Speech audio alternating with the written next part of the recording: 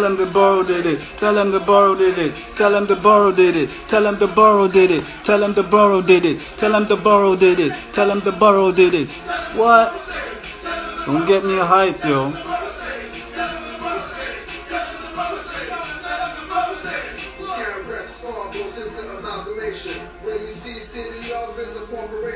Jeez.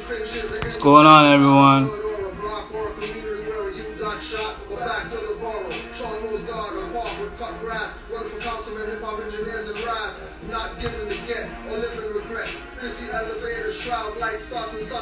Got used to the bubble fest, fake leather uptowns, big shades and hats, skinny jeans showing butt clowns. Yeah, I said it, and what now? You're gonna buck rounds, this arm and butt clowns after I rush clowns. Everybody's a potential agent, I was once even. Snapped up from Clemo beefing with Jeez. Islam gods. Not to rap my father, don't leave my mom's breathing. Rapping colors and rocks against I'm dying for. An innocent bystander with sons and crying for. When someone's wearing that big hat, they call the kid and charge. Tell him the Burrow did it. Tell him the Burrow did it. Tell him the Burrow did it. Tell him the. Tell him. Yo, why is this keep falling? Yo, relax. Just relax. Work with me. Tell him the Burrow did it. Tell him the Burrow did it. Tell him the Burrow did it. The corporation of the city of Scarborough. Only all blue street signs with Toronto. In conspiracy, all fact, no theory. I see them dividing them down, Iroquois burial mounds. No more blocks. Jeez. Northwest line and longitude line, no colors I'm repping. And when I'm repping, yeah. I see you, Mastermind. It's my weapon. This storm is not X-Men, but I'm a Morocco Meccan. Big nose and big lips in the face section. One thing rapping is fashion from Gaylord.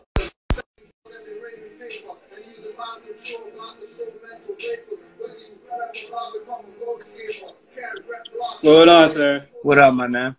How you doing? I'm good. How are you? Just turn on the music.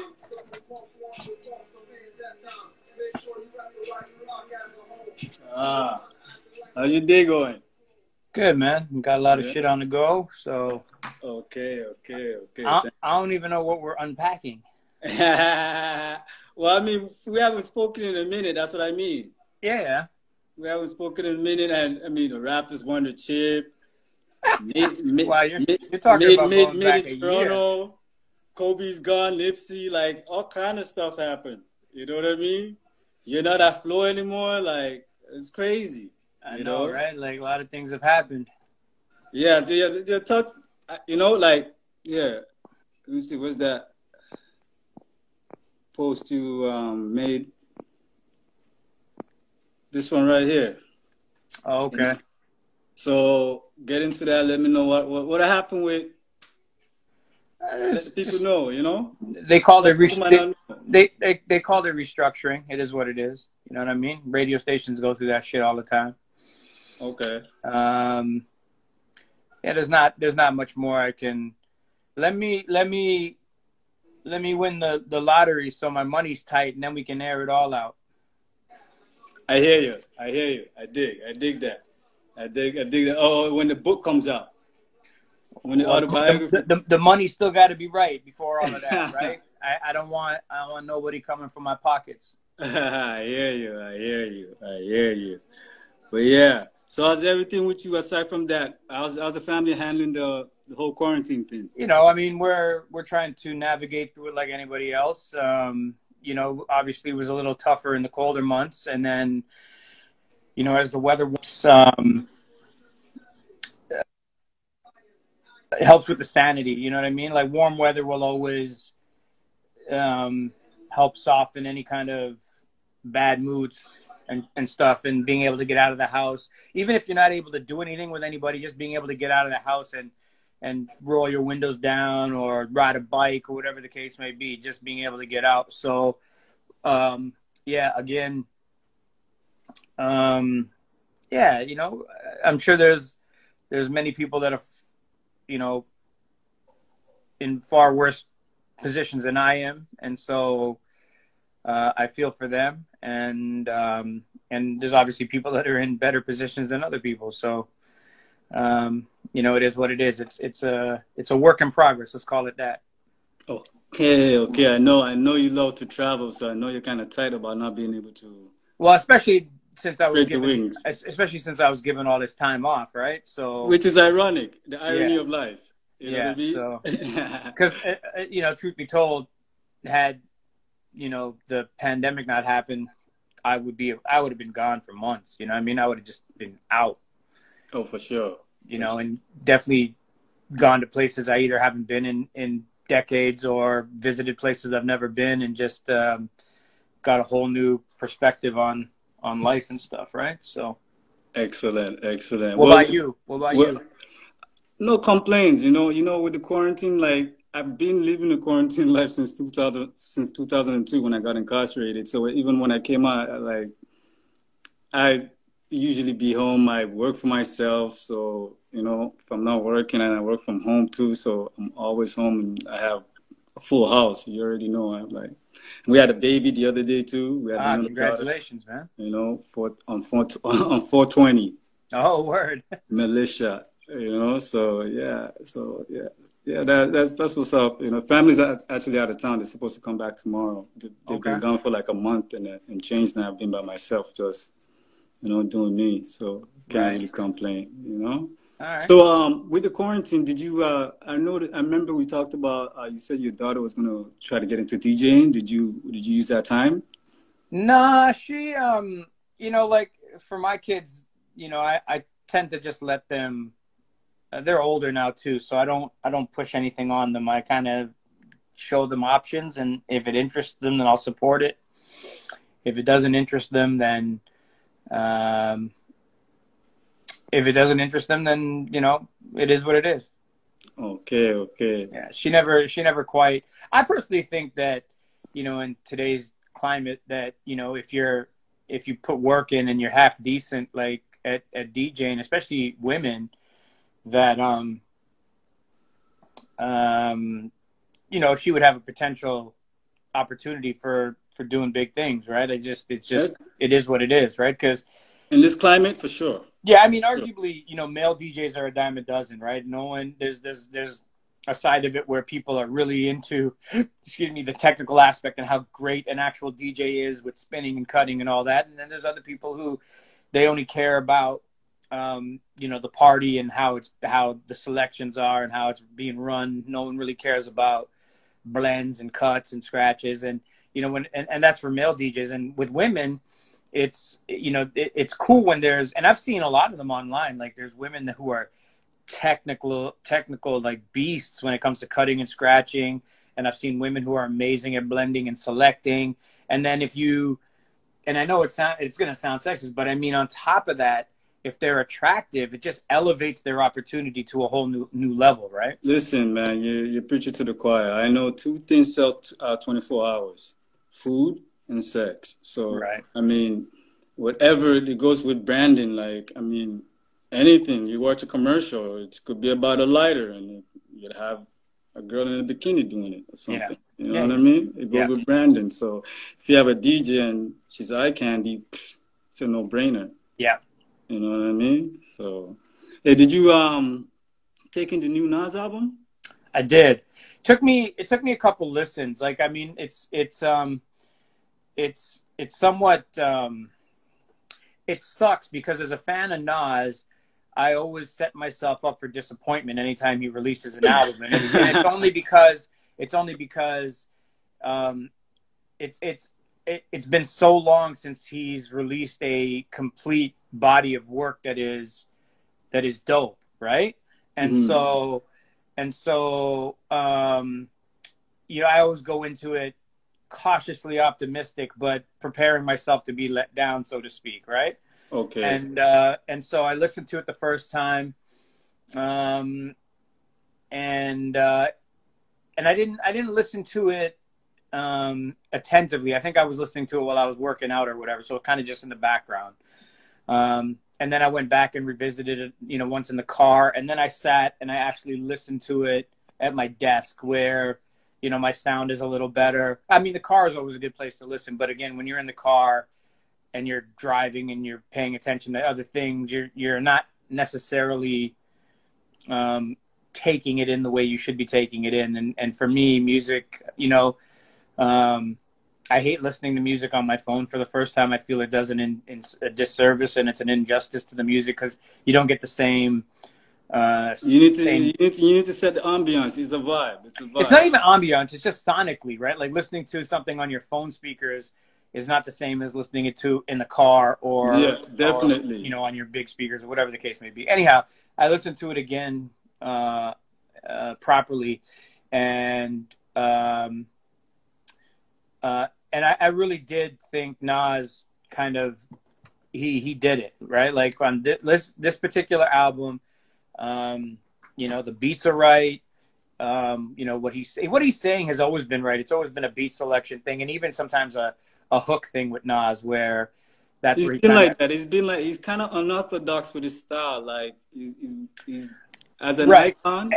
Yeah. It was interesting. I had a conversation with a friend of mine about this subject, and you know, I said to him, I was like, I like it, but I have yet to get the feeling when I heard "Made You Look" for the first time. Like first time I heard "Made You Look," I was like freaking. I was like, oh my God, this is so dope, right?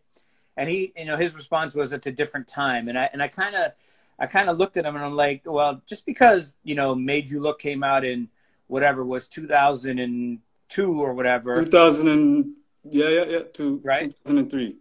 Around there. And now it's 2020. That doesn't mean that we should lower our standard or be more willing to accept mediocrity. It's like, no, I should still get excited. Like when I heard Drake's Laugh Now Cry Later, I was like, yo, my guy made a fucking banger, like made a smash record, right? And that's the feeling you want to get regardless of when the song comes out. You want to have that same feeling. And I didn't get that feeling with Ultra Black. You know what I mean? Like I thought it was okay, but I was expecting something better. Like in comparison, when I heard the story of OJ, when Jay released 444, I was like, holy shit. That whole album to me is dope. And I know people try to downplay it and stuff. And there's maybe one or at most two records that I would call subpar on there. But 90% of 444 to me is a home run, right? And this is a guy, you know, near 50 making hip hop records. And so that's what I kind of look for when, you know, I'm listening to music and stuff, like the substance, the beats, the hooks. Like to me, it's not just rapping over a beat. It's so much more, right? Personally.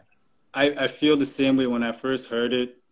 I was like, because I am a Nas fan. As much as I'm waiting, you know, like it's one of those things with Nas was like, what are you gonna give me? Like, okay, let me try it, and I tried it. And I'm like, I needed to listen to it a couple of times, and the first go around, I wasn't really crazy about it. Maybe I liked one song, right? But when I think about it, and then I watched an interview with him that kind of brought me to where his mind state is. So I understood it more, and then like even with Nasir, right? Like I expected, like you had such high expectations. Like, oh was my that God, the one we did? Nas is making an entire album with Kanye West. Like what? And then the fact that it was a bit of a letdown. Like I think my favorite song on that album is Adam and Eve, and it's because the beat is so crazy, right? But yeah, I mean, you know, listen. At the end of the day, Nas released a great album. Will I be listening to this album 5-6 years from now? I don't know. Nah, I don't know. I know it's not in this top 5 or anything like that. It's a good album, you know. Like I'm satisfied. Right. You know what I mean? I'm not gonna complain. You know, it is what it is. Yeah. But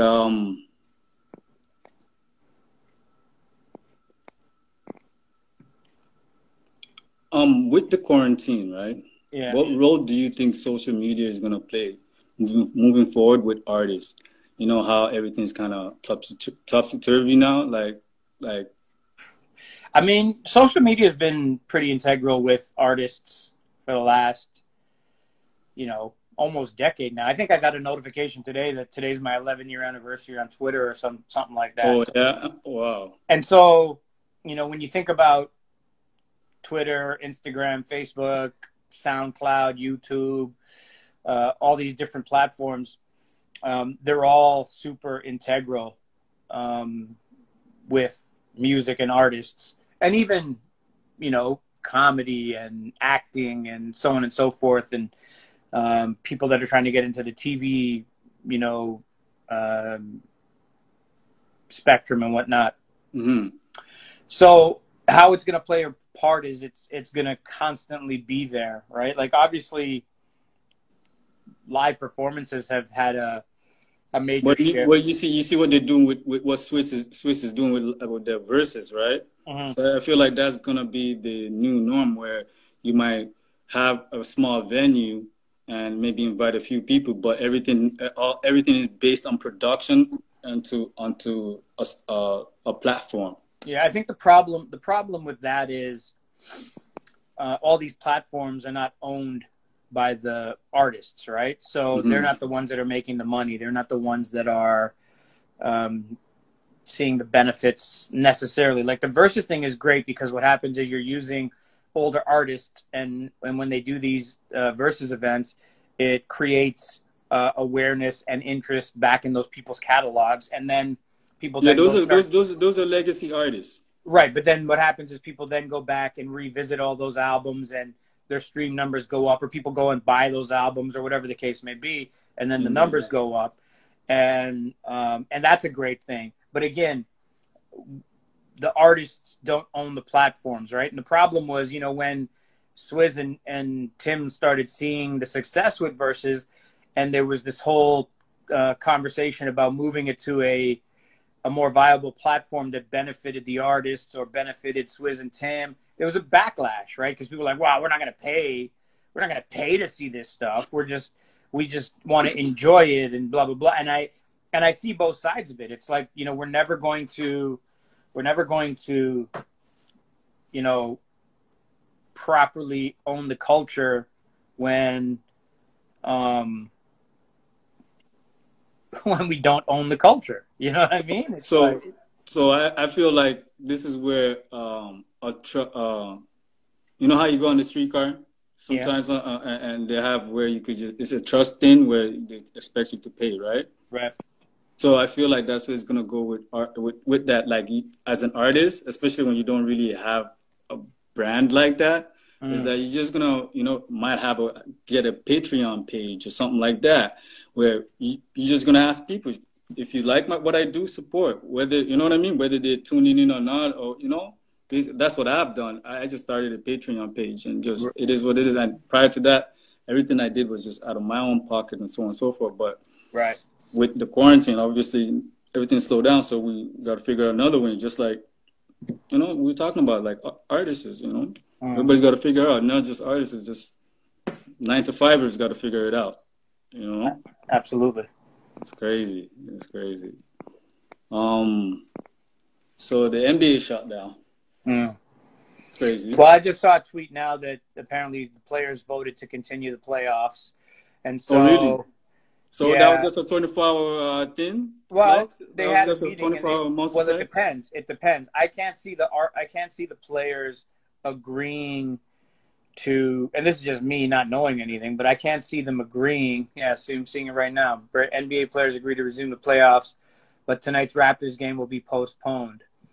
So I can't see the players agreeing to continue the playoffs without some substantial. What do you think? What do you think they could give the players to make them go back on the court? Like, so the way I look at it is the owners are rich, for the most part, white men, right? The owners, slave owners, yep.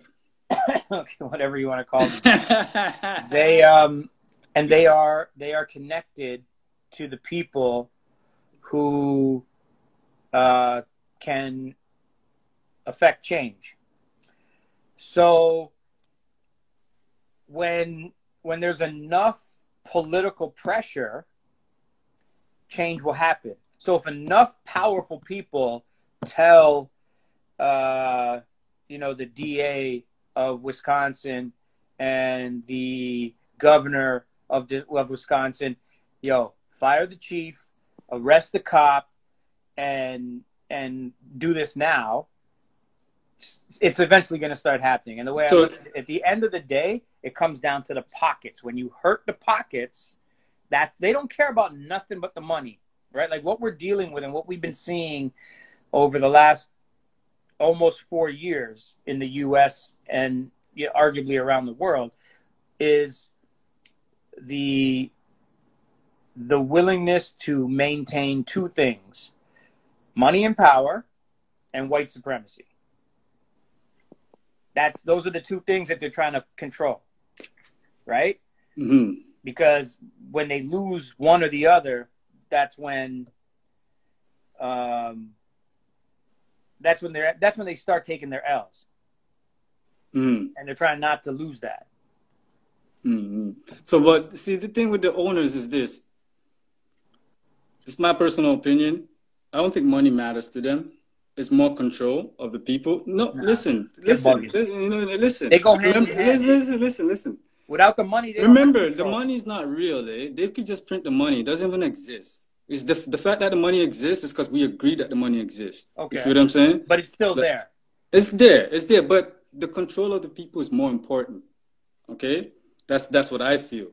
And the fact that we expect the owners to look at the peace officers, the highwaymen, who protect them, by the way. They protect their interests more than us. Is that agreed? Like who are you talking about? The police officers. Yeah. They protect the interest of the owners more than they do us, right? Well, I would just say they protect the interests of rich people, yes. Yeah, pretty much. Yeah. So there it is. And then on top of that, we're assuming that these owners are upstanding people. We don't know. Maybe there's back dealings. These guys could be in bed together, which probably they are. It's not like the owners don't know. But that's my whole point. But you have to understand.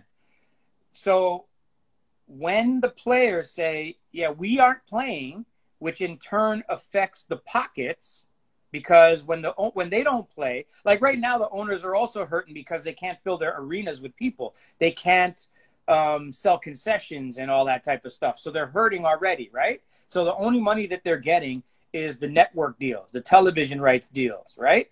And so when the players say, yo, y'all need to stop killing us and writing Black Lives Matter and letting us wear T-shirts and running a few commercials isn't cutting it, then we need to stop the money, right? And so when they hurt their pockets, that's when the owners are going to be like, okay, yeah, well, we better do something. And again, I know your whole concept of money isn't real, blah, blah, blah. Money is still real. It still flows. It still goes from one person to the next person. It's still used to buy things and fund things and so on and so forth. And it's energy exchange. Yeah. Sure. And so again, and everybody has 2 cents. You know what I mean? Like people in the comments will say whatever they want and rah, rah, rah. At the end of the day, for me, I'm sick and tired of watching videos where racist white guys get treated with kid gloves and black people and for the most part, I guess, indigenous quote unquote black people, yes, right, indigenous people as well, especially when they start doing the pipeline bullshit. You know what it is? You know what we need to rephrase this term, police brutality. We need to change it to what it is: domestic terrorism. Well, you're asking for a lot. What's the NBA players asking for? Isn't that what everybody's asking for? We're asking for a lot, ain't we? Well, this is like that's what it is. That's what it comes down to. You just got to rebrand what it is, and then people will oh yeah, because look how they deal with terrorism all over the world. Anytime we talk about terrorism, it's like oh we got to deal with it, but we don't want to address it like that because it is what it is, though. There's a lot of lot of hypocrisy when it comes to that word, though, right? Because it only applies to certain people. Oh, no. But we're talking about like what's going on with the peace officers, the highwaymen attacking people, killing people. That's domestic terrorism, isn't that? Isn't that what that is? Like you're preaching, you're preaching to the choir, B. Okay, like, say less. As long as we understand. Say less. To me, again, there's too much evidence, right? Like I've never known an organization to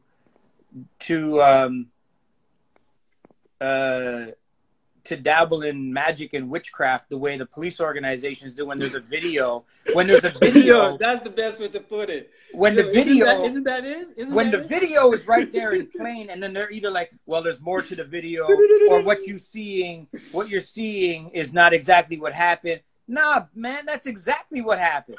I'm seeing it. It's witchcraft. That's what I'm exactly. That's like you can go back. You can go back extreme. But you can go back to the most famous one that kind of really set it off, which was the Rodney King one. And when you pay attention to the trial, and how they tried to break down how they weren't beating this man, and it's like, yo, B, nobody is blind. We can see what y'all was doing. Like, it's there. But again, you have to spin it however you can spin it to benefit your perspective and your argument, right? So. And you know what's funny that you say that? It reminds me of skits that we've watched from probably In Living Color, Saturday Night Live, where they're doing these quote-unquote police brutality skit. And it's like that. It's like, what do you mean? We're not assaulting anybody. And we laugh at it. Listen, the funniest one was the most recent one where the body cam footage came out about what happened between Masai and that pussy-ass cop in Oracle Arena. He's the president of the Raptors. Imagine it was just an average person. But hold on, though. What the part that is retarded is, excuse my word, is you can see exactly who the aggressor was on the policeman's body cam, and yet the sheriff's department still said, yo, we stand by our statement that Masai was the aggressor. And that's the witchcraft and the magic that they try to, you know what I mean? And then what happens is all the people in the spectator gallery, in the comments, listen, I have zero tolerance and very little patience for that. Like, there's certain days where I fucking hate it here, man, because anybody arguing against what is plain and obvious has an agenda. Either they're a fucking racist and they're just, helping to build their agenda, their argument, or you're fucking ignorant. This is true. You're just blind to it, and you're like, it's anyway. It get like my hair is gray for a reason, B. Listen, I was reading this interview, and this is a quote from Urbanology, I believe. You did an interview with them, and talking about moving forward with the company, with their company. What is it? If a company feels that I'm not the right fit, I can't read it because you're covering it. The company feels like you're not the right fit as they continue. I can't remember. But basically, you're talking about continuing on, the company continuing on without you. Right. So I'm probably speaking specifically about the station that I was just. Yeah. That's what I'm talking about. So my point is, with that company, they're still playing hip hop, right? Mm-hmm. And so I would never have said that had they decided to just flip the whole station into some other format or whatever. But the fact that they are still playing hip hop, to me, it's like, okay, cool. I would rather have a hip hop station in this city. Because remember, there's literally one hip hop station in the entire country, right? And we have one of the biggest artists in the world. 2, 3 of the biggest, whatever the case may be. So my point is, I'd rather, for the time being, be like, yo, go support this station, because the minute the way I look at it, what are we in? We're about to be in September. Mm-hmm. I would not be surprised if they flip that station in January. Really? Yeah. You got to remember, the company that runs that station is a business, right? And all they care about is dollars and cents. They're not there for the culture. They're not there to uplift black people. They're not there. They're not there to No kumbaya, no kumbaya. to support a higher agenda. It's hip hop is really popular right now, so we're gonna play hip hop in the hopes that it can Sustain. make us money, right? Yeah. And I know from the time I was there that they have struggled in the ratings, and they've struggled in revenues for a very bunch of different reasons, right? Like it's just it is what it is. And the pandemic probably sure as hell didn't help.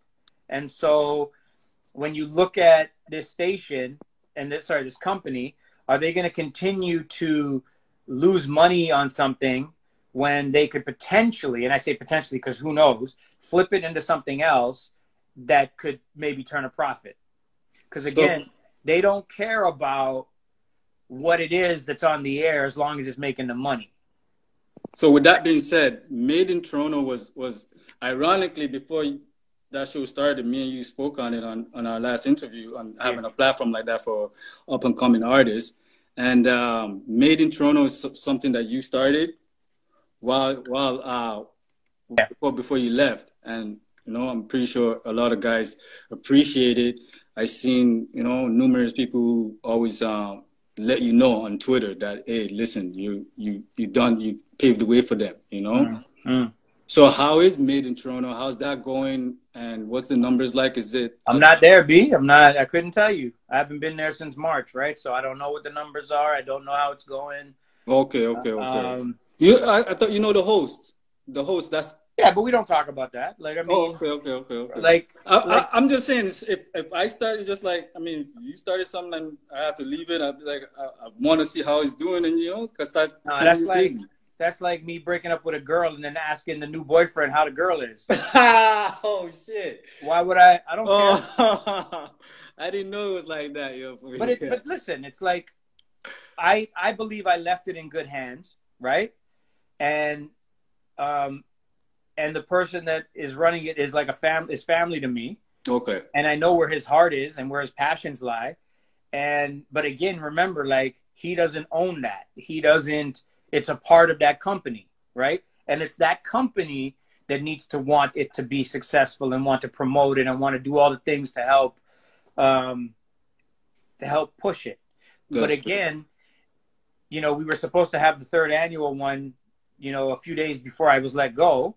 They canceled it because the whole day of it, the whole day version. Yeah, it was canceled because they didn't consider it a successful day in terms of ratings and audience. So they're like, why would we run this if it's not going to generate revenue? Indeed. So again, it goes back to the supporting of the culture. It's like, you're not running it. That day is not meant to be a day of, oh, we're making millions and millions of dollars. It's a day to say, we are a certain type of radio station, a format that we play. It's a culture. This is it. And we're supporting the culture. Yeah. Right? Yeah, that's it. There's nothing else. It's just the other genres have it. There's people who are just about the culture and they push it. Well, no. Listen, to me, there's only 2 music genres that actually revolve around culture, right? Black music, which, you know, you can encompass everything. So, like, whether it be reggae, soca, you know, Afro beats, hip hop, R&B, that's culture that drives that genre. And country music. Country music is a culture. Big rock is not a culture, B. Pop is not a culture. You know what I mean? Those are not cultures to me. So, the fact that, you know, hip hop is not being treated as a culture is the first mistake. Like, for you to discredit the culture that is behind it and just saying, oh, it's just a music format, it's just a genre, that's where you're already fucking up. So in leading to that now is, I'm asking you have been in the game for 3 decades. You went through what you went through. At this point, isn't it incumbent incumbent upon you to just do you now, like after dealing with the corporations and just go independent, especially with the platform being there. I'm pretty sure you got a laundry list of things you could do, man. Sure, but you know, COVID kind of messed some things up. I mean, you can only do so much the way you and I are doing it right now. And look, there's like 6 people watching, right? So, you know, people can tell me about how powerful my platform is or whatever the case may be. At the end of the day, it will take, you know, a long time to build up whatever it is I decide I want to do, right? And I'm still in this weird place of trying to figure out what that thing is, right? And you know what? I think I read in that interview where you talked about how you wish you would have concentrated or even branched out to across the border in regards to your branding while you were still doing what you're doing. Right. So, but the problem was, and I know it's going to sound whack, but I was spread very thin. Like, I didn't realize how much time and energy I gave to that company while I worked there until you stop doing the things you do on a daily basis. Like, you know, when I sat back and I was like, oh shit, it's so-and-so in the morning, I would be doing this right now for work. And then I would be doing this for work. And then I would leave to go to work, and then I'd work while I was at work. And then so you never realized how the job consumed you until you stepped away from it, and you're like, oh my God. Like, yes, 100%. It was like, it was like, holy smokes. Like, I don't know if they didn't realize it, but I gave them, but it wasn't like I gave it to them because it's your passion. Right. My passion was for the culture and that station and that music. Right. And that's where the drive and the passion came from. So a lot of people ask me, well, would you go work at another station in Toronto? It's like, well, why would I have left or been pushed out of the station of the culture that I love and supported for 30 years to go work at a pop station, for example, just because it's on the radio? You know what? The average person conforms. You know, we're from the 90s. They don't understand that we don't like conforming. But for me, it's like, sure, I could do radio, right? But it's like I was at a place where I loved what I was doing because of the music. And a lot of people, you know, in this industry have not been able to work at a format that they love, right? Like, there's obviously people I think that work at rock stations or whatever, they probably love that music. People that work at pop stations, they probably love that music. I give a fuck about pop music. Like, a lot of people look at me like, you know, like when I'm quizzed about other genres of music and stuff, and I have lack of knowledge about it. It's like, I have tunnel vision, man. I don't give a fuck about, like, I remember I was at a station in Calgary, and when they decided. So you literally don't listen to nothing else? For what? Like, I'm aware of certain things. Okay. Michael Jackson, stuff like that. Okay, but that's part of Black culture. That's part of the music that I'm into. Okay. You understand? I'm talking about the shit I don't give me an example. Give me an example. Okay, I was about to. So when I was in Calgary, and our station management said, okay, we're going to go from being a hip hop station to a top 40 station, and we had to start putting in all these records. They were naming big ass records that I'd never heard in my life. Like records by No Doubt, records by Goo Goo Dolls, records by all these. And you're a DJ. Yeah, but I don't DJ that bullshit. Right? And I don't listen to it. And so I was like, this was a hit? When was this? I don't know what this is. Because I played hip hop. And I know it sounds like so weird, but I didn't give a fuck. Like, I don't give a fuck about all that other shit. I don't give a fuck. I couldn't name you. The other day I tweeted about, like, someone tweeted something about how Garth Brooks has 11 diamond albums or some shit like that. I could not name one song. I couldn't name one song. He has 11? Something like that, 9 or 11. But I couldn't name a song because I don't give a fuck. I don't listen to that shit. I don't listen to Dua Lipa. I don't listen to none of that fuck. I don't give a fuck, man. I feel you. So let me ask you a question. You listen to a guy like Lil Durk or anything like that? Only when it comes across. Like, I don't go out searching for that shit. Right? Okay. So if it comes across and someone's like, yo, listen to this, or for example, him being on the Drake record, that'll be something that I'm introduced to. But again, it's the same thing with me. Like, now that I don't have to listen to music, or I haven't had to listen to music as part of my job, right, for the last, 6 months or whatever the fuck it's been. You could be impartial. Not even, no, I'm telling you, like, I'm not listening to shit that I don't need to listen to.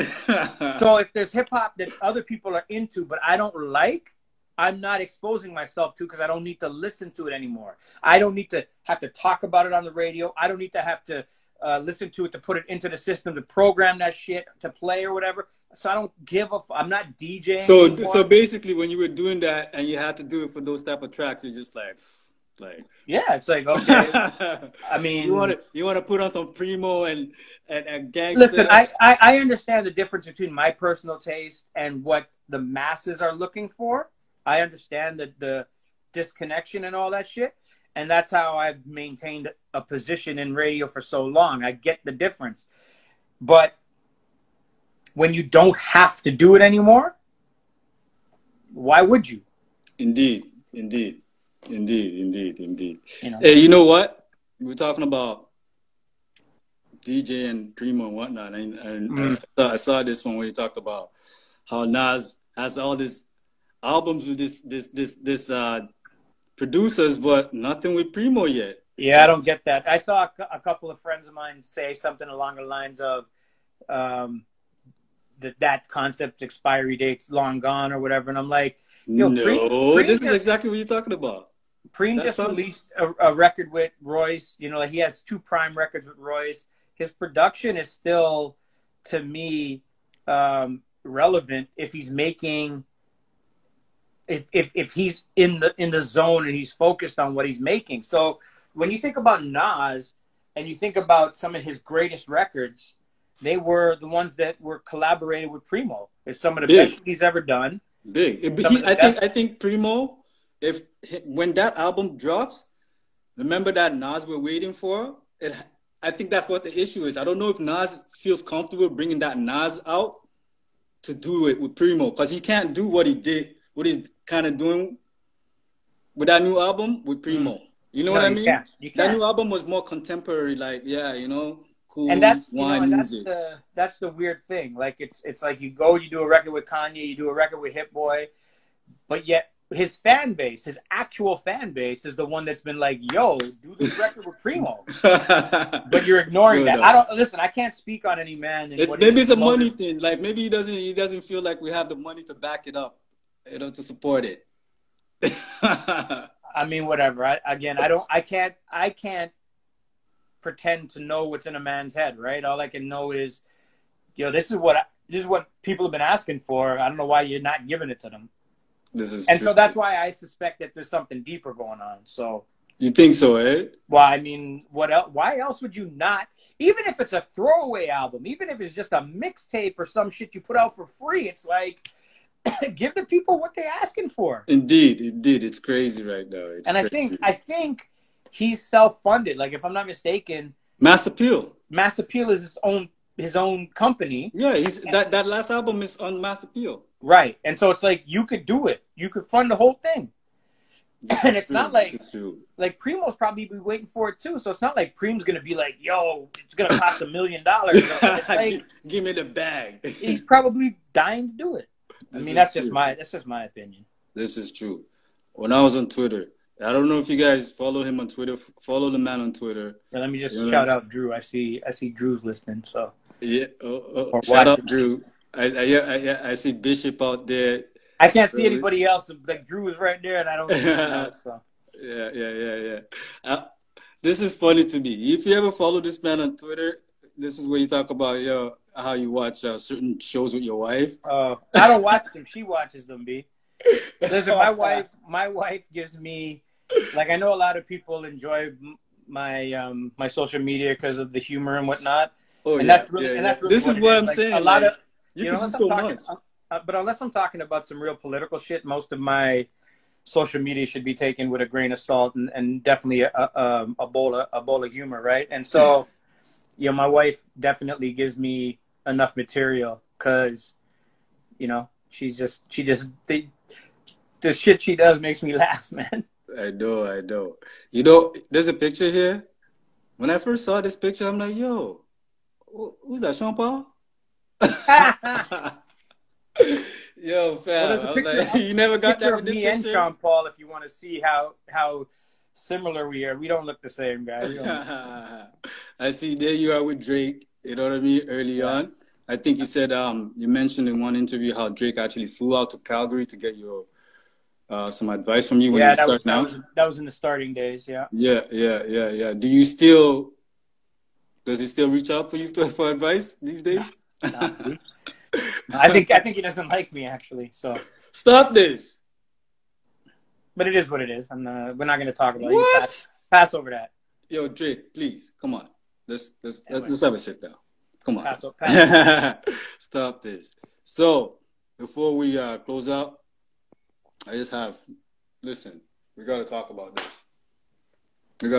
You on your Rushmore have Cardinal. Yeah, you're bugging. Listen, I think Sox is probably one of the greatest that ever did it, but he didn't have the same impact that Cardi did. So, and that my Mount Rushmore was Michie, Maestro, Cardi, and Drake. And the reason is because the significant impact of each of those artists made a significant difference in the landscape of Toronto/Canadian hip hop. When you look at Michie, when she came out, female artist that had at the time a popping and very popular Boogie Down Productions aligned with her to produce music for her and promote her in the States. And then she was noticed by Queen Latifah and the rest of them. And so her, to me, she was one of the first artists to sign a major label issue with that. With First Priority /Atlantic. So you can't dispute that, right? No. And then you got Maestro. His resume is undisputable. Nope. So we don't even need to talk about all the shit he did. So this is where it comes down to. Right. So Cardinal, nobody from this country hit Billboard the way he did before him, right? After him, everybody was like, you can even see the next guy on the Rushmore was Drake. Drake has an interview or a video floating where he's like, yo, I want to be as big as Cardinal. I want to be bigger than Cardinal. Because nobody was bigger than what Cardi did. Right? Maybe it's just me. You could argue Dream Warriors because they had a huge fan base in the UK. Really? Dream Warriors? Because they had a huge fan base in the UK. They blew up in the UK. Europe. And so I don't know too much about it, but I wouldn't be surprised if they toured in their heyday, like the Europe and all them areas and just killed it. They didn't have the same impact back here at home or in North America, right? Mm. Cardinal's impact over Sox. So even though Sox arguably is a better rapper, talent-wise, right? Talent-wise, whatever. That's debatable too. People can debate the both, right? He had multiple record deals, right? But yet never broke through. Never was on any kind of. Who's that? Sox? Sox. Why do you think that is? I don't have to me, he was a hip hop. He was a rapper guy. Like he was ahead of his time. What he was doing back then is what these guys are doing now. He could do it all. Sing, make beats. Like he was a one-stop shop. Okay, but we're not talking about what a person is capable of doing. We're talking about what somebody did. Sure. Arguably I could say, hey, I can lift 500 pounds. But that doesn't I'm talking mean I did it. It's a stupid analogy, but I'm trying to think of something. I get what you're saying. You're saying the numbers are there to back up Cardinal. End of story. What Cardi did, his influence is what puts him on the Mount Rushmore. Oh, somebody just mentioned Chaos. I don't know if that makes you think. Not the same thing. Chaos didn't do anything outside of Canada. Really? No. What did he do? No. I was incarcerated when Chaos was doing his thing, so I don't know what the numbers were for him. He was a Canadian rapper. Wow. Rhapsody, that was it. Well, I wouldn't say Rhapsody. I mean, he got played like Crab Bucket got played on every pop station in Canada because it was a poppy hip hop record, right? Mm-hmm. JD Era's in here. He's saying what's up. You know what I mean? He wants to know when is your. Are you gonna give us a final buyout mixtape type of thing? Oh, mixtape probably not. A lot of people actually want me to do a updated version of 49, but that would be so hard to pull off right now. It's just Listen, man, I'm old. Camo. I'm on the tail end of my run, B. Like, you know what I mean? Like, So that's it. That's it. That's it. it's You don't even have one left in you. a mixtape. Nah, there's other people that should be doing that type of shit. B. Like, I passed the baton. You know what I mean? Like, Who are your favorite DJs do they come to did you get people asking you to mentor them, DJs locally? No, not mentor, because there's nothing really to mentor. The people that come to me are the ones that are trying to get into broadcasting and stuff, and I help them. Okay. And coach them and try to give them as much advice or what I can offer from my experience and my time. But as far as DJs, nah, man, like there's so many amazing DJs in this city and shit. Like I don't need to, I can't mentor DJs. DJing is it's a thing you feel and you learn and you do, you know what I mean? It's not, like, I don't need to teach somebody how to cut and scratch. Like, you just gotta. Well, I'm talking about as far as the business ends of it, like the hustle. Yeah, but I'm saying, like, I don't really have that. I don't do that no more, right? So there's other people that have figured that out in a way much. Yeah. Oh, you mean like an updated approach to it? That's what you mean, like an updated approach to? Well, yeah, but I mean, like, if you think about the way DJs have adapted in COVID and, you know, jumping on Twitch, at first IG and then jumping on Twitch and figuring out how to connect with their audience and maintain and make money. And I'm not doing any of that, right? Because that's not what I'm really, maybe I will, but it wouldn't be for DJing. I wouldn't be doing it to DJ. You know what I mean? Like that's past tense. Yeah. I'm not trying to be. JD Era, I'm sorry. That's it. That's just get your old. Oh, who was asking? That was JD. JD Era was asking that. Yeah. So basically, like Nas said, listen, I respect JD so much because he is very vocal about the Tape 49, the mixtape, the one with all the MCs that he says made him want to start rapping. So now you see why he wants it. I completely understand, but. You know, it's nostalgic, you know? Right, but it would be more of me A&Ring, right? So we have good A&Rs at these labels and stuff, and I think that they could be doing that. Like when you think about what Beat Factory did with Rap Essentials and Groove Essentials, like how come we don't see that in 2020? You know what I mean? Like we have A&Rs, Universal. Is it because? But here's the argument, though. Is it because there wouldn't be any profitability in it? Is it because... Six Buzz has a platform that they promote their artists. Right. So they've had two mixtapes, I believe. Yeah. And they promoted I like that. Up and coming artists, the ones that they mess with or who they like. Yeah. But there's more than that, though, right? Like there's more than whatever Six Buzz is into. You know what I mean? And so somebody just asked, like, one of the artists, Camo was just saying, like, some of these DJs want you to pretty much beg them to play their music. How do you suggest? Platform, though? Beg them to play where? That's what I want to know. Where are you begging them to play it? I don't know. Clubs. But that's my whole point, That's right? Well, like times have changed. I don't know what's going on. Maybe strip clubs. I don't know. But see, here's the problem. And again, I didn't have to really deal with it. But I've heard scenarios where there's DJs in clubs who play one man's record, and then that man's ops crew is in the club, and they come up and threaten your life, and all this other business. So it's like, as a DJ, I'd be like, I'm not playing anybody's shit, because why am I going to put my? And again, I don't know. I haven't had to. I've been told explicitly to my face by people who have had to deal with that. So it's like me as a DJ. Why? Like we never had to deal with that with Made in Toronto because we never played politics, right? But what we would tell artists is like, we're not going to play a record where you're outright, like, you know, talking shit about another artist that's going to provoke bad things. Incite something. Right? We're not going to do that. Send us your records that are, you know, your radio joints, the records that you want to blow up, whatever the case. Those are the ones we'll look at. If after the fact we'd found out that there was controversial lyrics or potential inciting lyrics or whatever, we probably have pulled those records, because again, that's not what our platform's for. So, True. You know, again, artists saying that they have to beg DJs to play. Like, I want to know what the He said anywhere. Play anywhere. He answered. He said play anywhere. I don't know what that means. So that means on their mixtapes, on their I can't speak on that, man. I only, like, when I was doing mixtapes, I played you because I liked you, or I thought you had a good record. No one ever paid me to be on my tapes. No one ever paid me to be on Made in Toronto. People offered, but you can't take payola in Canada, right? In terms of the radio.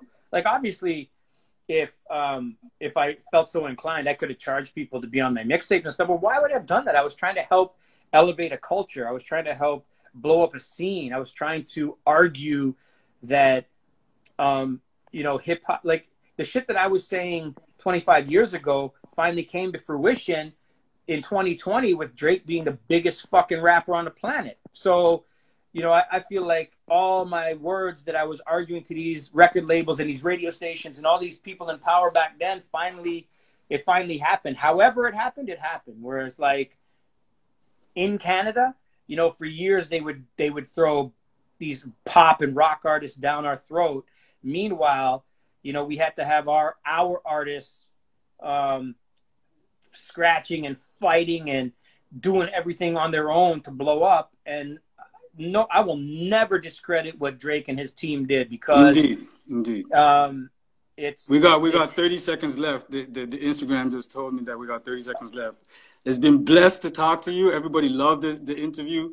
Let them know your social media. How can they find you? Mastermind on Twitter, Mastermind Live on IG. If anybody has questions or is looking for advice that I can answer, like that I can help with, I'm more than willing to help. Other than that, I appreciate the few eyes we had on this.